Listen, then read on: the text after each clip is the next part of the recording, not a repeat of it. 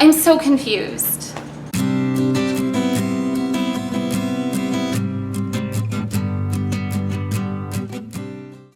Hi guys, this is Heidi and you're watching HeidiKMakeup. I wanted to make a video for any of you that might be transitioning into cruelty-free or considering transitioning into cruelty-free products for your home or your makeup or whatever, and are a little bit curious as to what resources are available to you. It can be very, very, very overwhelming when you're very first deciding, okay, I'm only going to buy cruelty-free from now on, and suddenly like half the products in the drugstore and half the products at Sephora are no longer available to you. All the brands that you've been faithful to for, who knows, years are no longer something that you can buy from, and you don't know where to turn. And what's even more confusing is that you find a lot of conflicting information online about whether a company is or is not cruelty-free. I want to give you some tips and tricks that I have learned over the years of buying cruelty-free products as to how to figure out if a company is in fact ethical and does in fact not test on animals, or if a company is a company that tests on animals. So the first thing I want to say is that there are a lot of lists online. Some of them are really, really good, some of them are okay, and some of them are just not very good. So I'm going to talk about my two favorite lists for finding out if a company is cruelty-free. The first one, and I think the absolute best resource on all things cruelty-free, is Tashina over at Logical Harmony. After I've kind of been doing this for a few years, I've learned that there are a lot of cruelty-free lists out there that have companies that I'm like, yay, they're cruelty-free. And then later I find out, no, they're not. And it's because I was trusting a list that I wanted to be true, but wasn't actually true.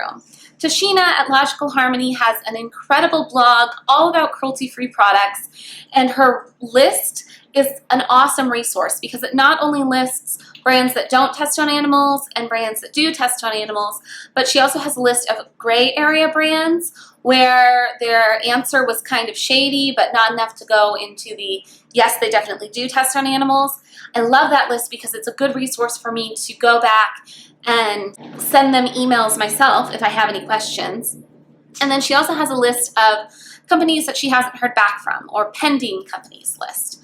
And she updates every single week. She posts an update of brands that have been added to each list. So it's just the most up to date. And other lists, well, they might have been true at the time that they were written, are maybe not true anymore. Another list that I like is the Leaping Bunny list. It's not updated as often as Logical Harmony's list is, but they have some pretty thorough specifications that I really, really like.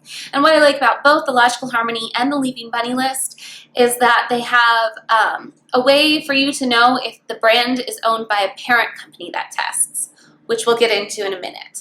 But some people have different feelings on the parent company issue. And Tashina also lets you know if the company is vegan or has vegan products available for those of you who are vegan. I am not, so I'm not a good resource for vegan products, but she definitely is. Another really cool site that I will link down below is a really cool Facebook group started by Exo Love Letty, who has a channel here on YouTube. And her Facebook site is all for cruelty-free beauties. It will be linked down below. Join the group, join the conversation, and we can all talk to each other about makeup and all that stuff. With our information combined, it's a lot easier to come to a conclusion about a company. And then also another awesome resource is YouTube. There are tons of cruelty-free YouTubers.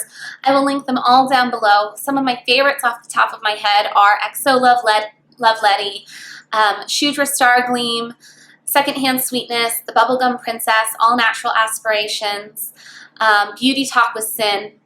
But there are many, many more that I'm sure I've forgotten off the top of my head. So they will be linked down below. And if you have a cruelty-free channel, let me know, and I will put that in the list too. Because I think the more cruelty-free YouTubers you watch, the more information you will learn and the more we can combine our knowledge together. Lists that I would stay away from, the biggest one is going to be the PETA list. It's just not reliable. They have good intentions, but it is not updated often enough. So just because something is on the PETA list or has a bunny on the back of it does not mean that it is in fact cruelty-free. It's an okay place to start, but search further. And I will also link down below a link to a sample email that you can use when you decide to email companies directly. Maybe they're on Tashina's gray area list, or they're on the pending list, or they're a company that you can't find any information on the internet. You can email them directly, and these will list all the questions to ask. You want to check with whether or not they are sold in China, where it is required by law to test. Many sites will say something like, oh, we don't test on animals except where required by law. I have a whole video about that. But basically what that means is we do test on animals because we sell in a place that requires us to. Their websites will also say things like, we don't test on animals, but there might be a third party that tests their products on animals, or their materials might have been tested on animals beforehand. So those are questions to ask, and that will be in the link as well down below. And then you also need to decide how you feel about parent company testing. I have a whole video devoted just to that. So briefly, what I'll say is that parent companies are companies that own another company. The classic example is Urban Decay and L'Oreal. L'Oreal tests L'Oreal's products on animals. L'Oreal owns Urban Decay. Urban Decay does not test its products on animals. No one tests the Urban Decay products on animals. So is that cruelty-free, or do you not want to buy from Urban Decay because the money ultimately goes to L'Oreal? I'll let you know how I feel about that in that video. And then you also need to decide what you're going to do with your old products. Now, I really would recommend not throwing them away. Some people just feel like they can't use the products anymore now that they know what went into the actual testing process.